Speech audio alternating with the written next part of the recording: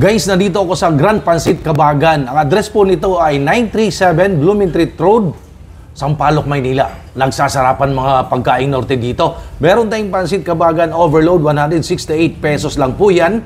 Ayan.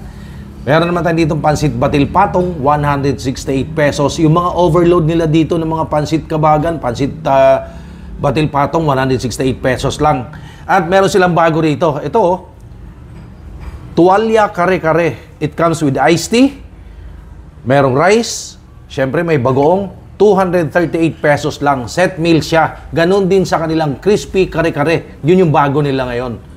At meron silang kalderetang kambing, 328 pesos. Ayan, kalderetang kambing.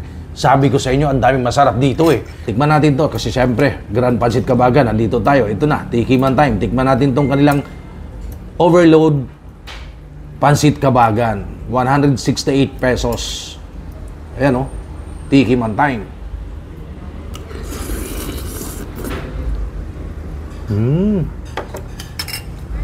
Ang sarap. Dahil sila rin mismo dito gumagawa ng noodles na yan. Kasi mga employee nila, mga taga-norte, taga dun mismo. Please follow me on TikTok, Instagram, Facebook page, Noel Vlogs Food and Travel.